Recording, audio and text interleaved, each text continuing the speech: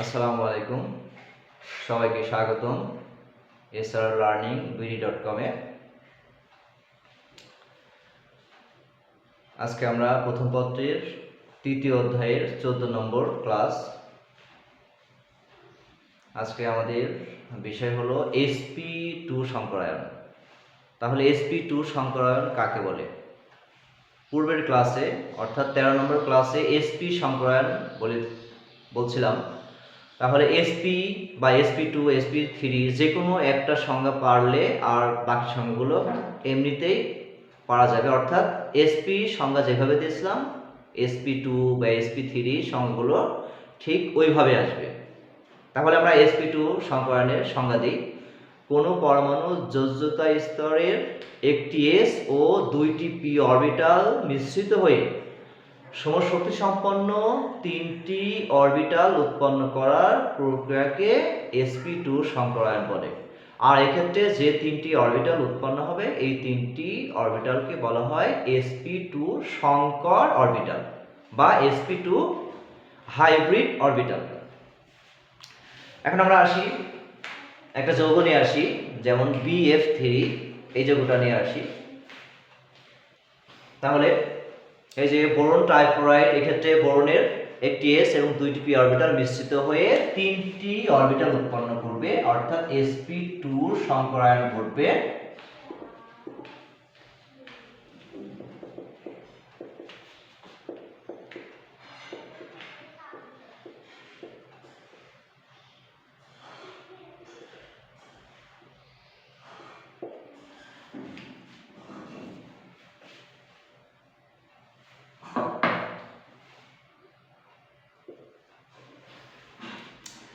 এক্ষেত্রে আমরা বোরন এবং ফ্লোরিন উভয় ইলেকট্রন বিন্যাস করলাম। অনেকেই ভাববে আমি sp2 কিভাবে পেলাম।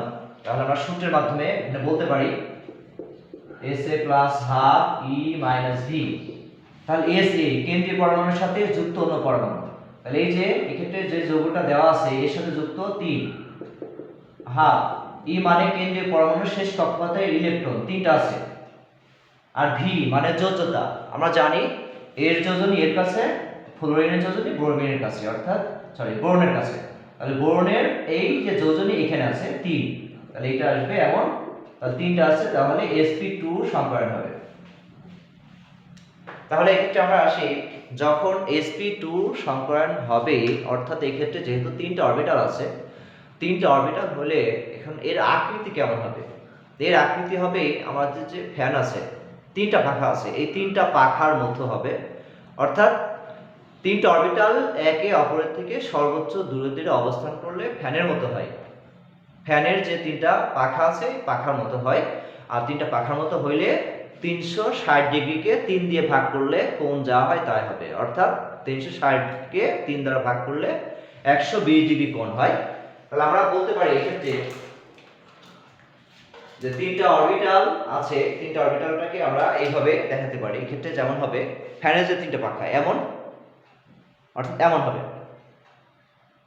এটা 120, এটা 120, এখানে প্রতিটা কোণই হবে 120 ডিগ্রি এমন। এটা 120, এটা 120, এটা 120।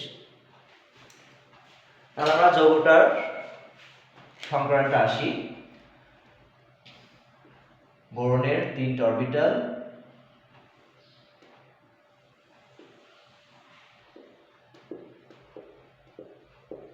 তিনটি sp2 সংকর অরবিটাল। আর এক্ষেত্রে যেহেতু ফ্লোরিন 3টা আছে, 3টা ফ্লোরিন আসবে, ফ্লোরিনের pz orbital.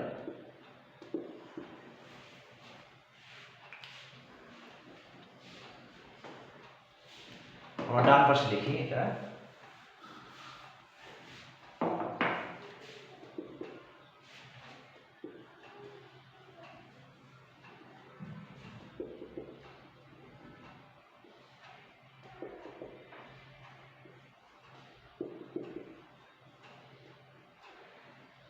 Double double electron চলে যাবে যেহেতু শেয়ার করছে।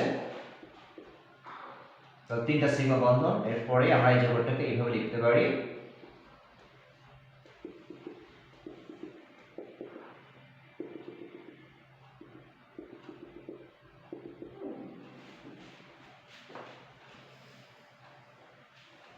তাহলে যৌগটার গঠন হবে ত্রিভুজাকার এবং কোণ হবে 120 ডিগ্রি। এই যে কোণটা 120 ডিগ্রি। তাহলে এর ব্যাখ্যাটা আমরা এভাবে দিতে পারি, বোরনের একটি s অরবিটাল এবং দুইটি p অরবিটাল মিশ্রিত হয়ে সমশক্তি সম্পন্ন তিনটি sp2 সংকর অরবিটাল উৎপন্ন করবে, যেখানে প্রতিটা অরবিটালে একটি করে ইলেকট্রন আছে। বোরনের যে তিনটি sp2 সংকর অরবিটাল আছে তার প্রতিটা একটি করে ইলেকট্রন আছে এবং এই প্রতিটি sp2 সংকর অরবিটালের সাথে ফ্লোরিনের এই যে pz অরবিটাল সামনাসামনি অতিক্রমণ করবে। এই যে সামনাসামনি অতিক্রমণের মাধ্যমে তিনটি সিগমা বন্ধন গঠন করবে। এভাবে তিনটি সিগমা বন্ধন গঠন করার ফলে এর আকার হবে ত্রিভুজাকার এবং বন্ধন কোণ হবে 120 ডিগ্রি। আমি আগেই বলছি যে তিনটা হলে 360কে 3 দ্বারা ভাগ করলে যেটা হয় 120 ডিগ্রি। আর এটা দেখতে কেমন হবে? এটা ফ্যানের মতো হবে। আমরা যে ফ্যান চালাই, ফ্যানের যে প্রতিটা কোণ এখানে 120 ডিগ্রি, এখানে 120 ডিগ্রি, এখানে 120 ডিগ্রি এমন হবে। তাহলে আমি sp2 দিয়ে একটা যৌগ দেখিয়ে দিলাম BF3। এখন একটা জৈব যৌগ আসবো, ইথিন আসবো। ইথিন এই যৌগটা দেখাই।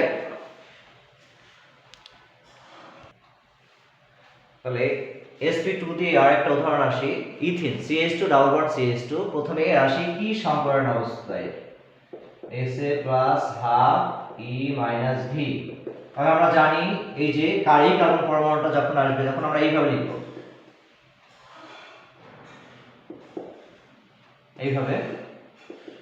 এইভাবে লিখলে এটা দেখা যায় এই কার্বন পরমাণুর সাথে, অর্থাৎ এই কার্বনটা তিনটা পরমাণুর সাথে যুক্ত আছে। তাহলে এক্ষেত্রে 3 হবে, হাফ কার্বনের শেষে 4টা ইলেকট্রন আছে এবং এই কার্বনের 4টা হাত আছে, যোজনী 4।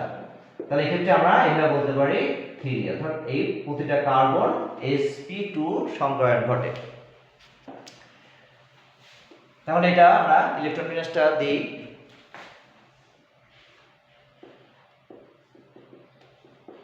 1s2 2s1 2px1 2py1 2pz1।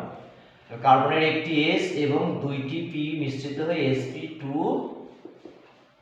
সংকরায়ন ঘটবে আর এটা অসংকরিত থাকবে।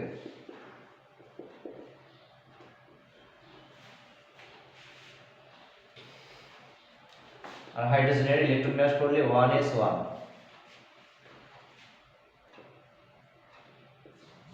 যেহেতু তিনটা অরবিটাল আছে, তিনটা অরবিটাল এমন ভাবে লিখবো যেন ত্রিভুজের মতো বোঝা যায় এইভাবে, এবং একটি অসংকরিত আছে, অসংকরিতটাকে এইভাবে লিখবো। আর এক্ষেত্রে 4টা হাইড্রোজেন আছে, 4টা হাইড্রোজেনটাকে এইভাবে লিখলাম। এই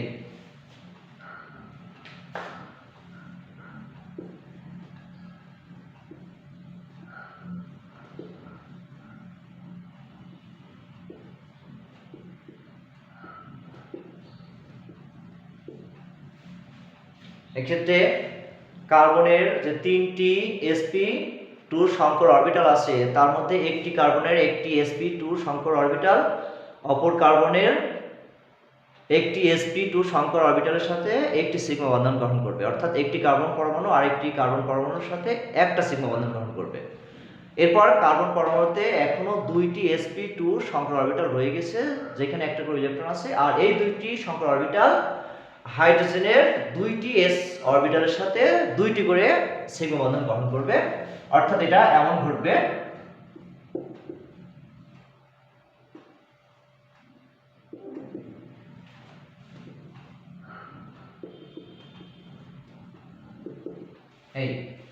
এভাবে প্রতিটা কার্বন পরমাণু তিনটা সিগমা বন্ধন গঠন করবে। তিনটা সিগমা বন্ধন গঠন করার পরও একটা করে অসংকরিত থেকে যাবে, অর্থাৎ একটি কার্বনের pz অরবিটাল অপর কার্বনের pz অরবিটালের সাথে পাশাপাশি অধিক্রমণ করবে। পাশাপাশি অধিক্রমণের মাধ্যমে একটি করে পাই বন্ধন গঠন করবে। এভাবে গঠন করার পর এই যৌগটার আকার হবে বা আকৃতি হবে ত্রিভুজাকার। অর্থাৎ আমরা বলতে পারি দুইটা ত্রিভুজ হয় এটা। এক্ষেত্রে আমরা যদি একটা আকার দিই, এইভাবে যদি লিখি, আকারটা এইভাবে লিখতে পারি এবং বন্ধন কোণ হবে এটা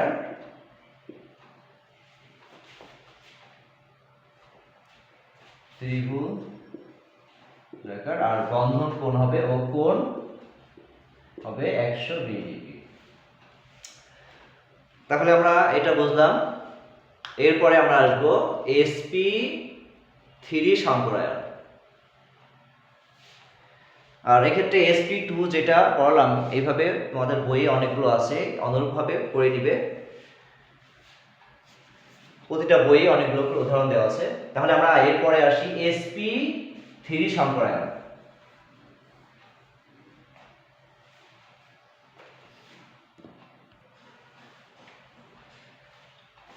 এরপর আমরা আসি sp3 সংকরায়ন। তাহলে sp3 সংকরায়ন কাকে বলে? কোন পরমাণু যোজ্যত স্তরে একটি s এবং 3টি p অরবিটাল মিশ্রিত হয়ে সমশক্তি সম্পন্ন 4টি অরবিটাল উৎপন্ন করার প্রক্রিয়াকে sp3 সংকরায়ন বলে। যেমন আমরা একটা উদাহরণ আসলাম CH4। এই উদাহরণে কার্বনের ইলেকট্রন বিন্যাস সাথে দেখা যায় এর একটা s অরবিটাল এবং 3টি p অরবিটাল মিশ্রিত হয়ে সমশক্তি সম্পন্ন 4টি sp3 সংকর অরবিটাল উৎপন্ন করে, যেখানে প্রতিটা অরবিটালে একটা করে ইলেকট্রন আছে। এখন এই ক্ষেত্রে যে কার্বনের sp3 হলো সেটা আমরা সূত্র দিয়ে প্রমাণ করে আসি।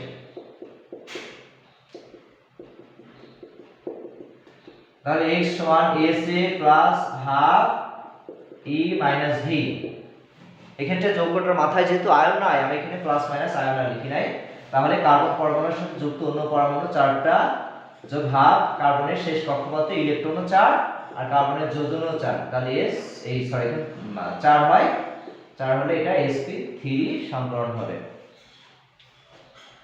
আর এক্ষেত্রে যখনই 4টা অরবিটাল আসবে অর্থাৎ sp3 হবে, এই sp3 হলে এক্ষেত্রে বিভিন্ন প্রকার যৌগ আছে, অর্থাৎ সবচেয়ে বেশি ধরনের যৌগ আছে sp3 এর মধ্যে। আর sp3 এর মধ্যে এই যে সব যৌগ যে একই রকম হবে তা না, এক্ষেত্রে অনেক পরমাণু আছে, অনেক যৌগ আছে। যৌগের মধ্যে কিছু পরমাণু আছে অর্থাৎ কেন্দ্রীয় পরমাণু আছে যার উপর মুক্ত জোড় ইলেকট্রন আছে। আর এই মুক্ত জোড় ইলেকট্রন থাকার ফলে তার আকারটা এই যে sp3 হইলেই যে সবগুলো একই রকম হবে তেমন না, দেখছে বিভিন্ন ধরনের আকার হবে। তাহলে এক্ষেত্রে আমরা এই যে CH4 এটার গঠনটা কেমন হবে সেটা আমরা এক চিত্রের মাধ্যমে দেখাই, তারপরে বর্ণনা দিই।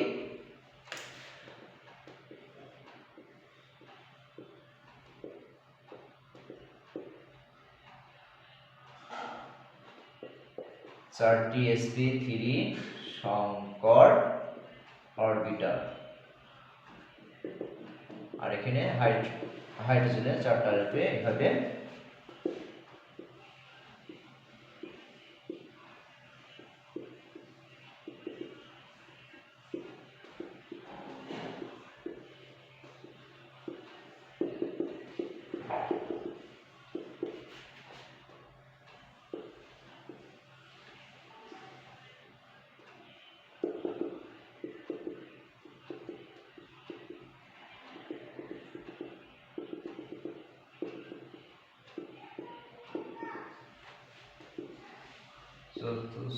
চতুস্তলকীয়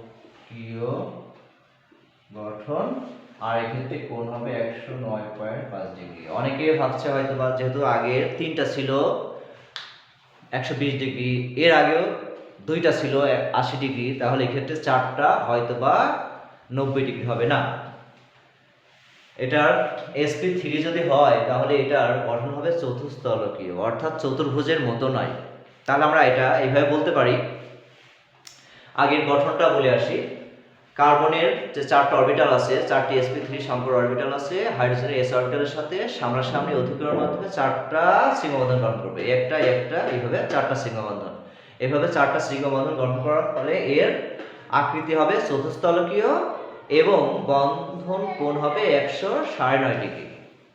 অর্থাৎ এই কোণটা 109, এইটা 109, এইটা 109, এইটা 109 ডিগ্রি। আর এখন চতুস্তলকীয় আসলে এটা কেমন, এটা বোঝার জন্য আমি চিত্র এইভাবে বোঝাই। আমি মনে করি আমার হাতটা কার্বন, তাহলে এই ক্ষেত্রে এইভাবে আছে, একটা এইভাবে আছে, একটা এইদিকে আছে, আরেকটা এইদিকে আছে। এক কথায় এই ক্ষেত্রে এটার সাথে 169 ডিগ্রি আমি এখানে যদি দিই, এর সাথে এটার 169 ডিগ্রি, এই পাশে দিই, এটাই প্রতিটাই 169 ডিগ্রি। অর্থাৎ কেন্দ্রে আছে কার্বন, চারিপাশে 4টা হাইড্রোজেন আছে, এবং এক্ষেত্রে একটা হাইড্রোজেন থেকে আরেকটা হাইড্রোজেনের যে দূরত্ব 169 ডিগ্রি হবে। আর এইভাবে হওয়ার কারণে এটা চতুর্ভুজের মতো হয় নাই, এই কারণে এটার কোণটা হবে 169 ডিগ্রি, অর্থাৎ এর আকার হবে চতুস্তলকীয়। তাহলে আমরা যে মিথেনের গঠনটা পড়লাম, অনুরূপভাবে এক্ষেত্রে আরো অনেকগুলো যৌগ আছে, আমি এক্ষেত্রে তোমরা বাসায় করে নিবে। অনুরূপে CCl4, তারপরে সিলিকন হাইড্রাইড বা SiCl4, এইভাবে এই যৌগগুলো করে নিবে। এবং আরেকটা যৌগ আছে ইথেন, CH3 বন্ড CH3,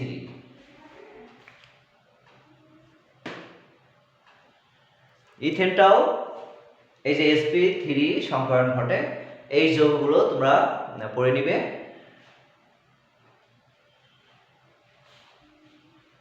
তাহলে আজকে আমরা এই ক্লাসে শিখলাম sp2 দিয়ে কয়েকটা যৌগ এবং sp3 দিয়ে মাত্র একটা যৌগ শেখালাম। বাকি যৌগগুলো একই ধরনের, তোমরা বাসায় বাকিগুলো শিখে নিবে। তাহলে আজকে এই পর্যন্ত, দেখা হবে পরবর্তী 15 নম্বর ক্লাসে। সবাইকে ধন্যবাদ।